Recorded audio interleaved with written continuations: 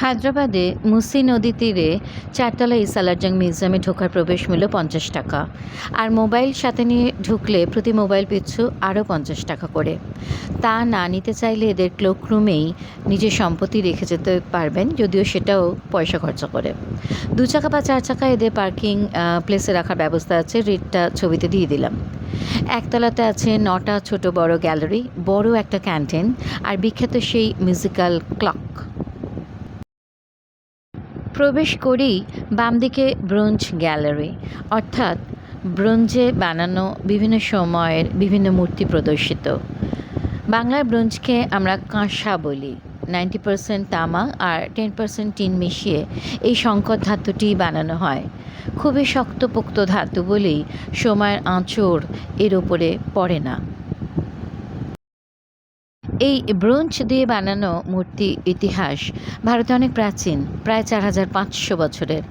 2500 খ্রিস্টপূর্বাব্দে মহেঞ্জোদারো সভ্যতায় কোমরে হাত দিয়ে দাঁড়ানো ডান্সিং গার্ল এর মূর্তিটি ব্রোঞ্জেই বানানো। এছাড়াও গৃহস্থালির বাসন ও তখন ব্রোঞ্জেই বানানো হতো।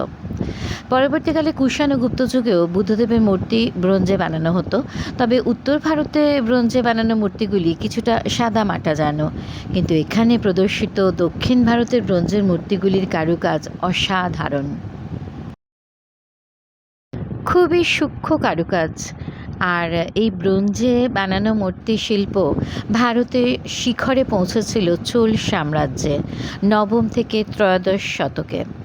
চোল সাম্রাজ্যে প্রথম নৃত্যরত নটরাজ মূর্তি বানানো হয় ব্রোঞ্জে 10ম শতাব্দীতে, যার এক হাতে ডমরু অর্থাৎ সৃষ্টির বার্তা, অন্য হাতে আগুনের শিখা অর্থাৎ ধ্বংসের বার্তা।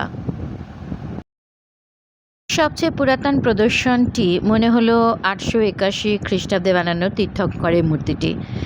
এছাড়াও আছে বিজয়নগর সাম্রাজ্যে বানানো লক্ষ্মীনারায়ণ, বিষ্ণুর শেষ শয়ন মূর্তি, লক্ষ্মীর আর এক রূপ শ্রীদেবীর মূর্তি।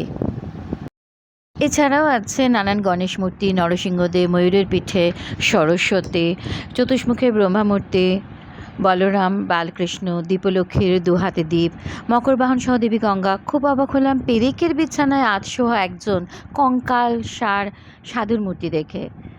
একই গ্যালারিতে কেমন নিমেষে জৈন, বৌদ্ধ, হিন্দু, দ্রাবিড়ীয় সভ্যতায় ঘুরে ঘুরে বেড়ালাম আনন্দে।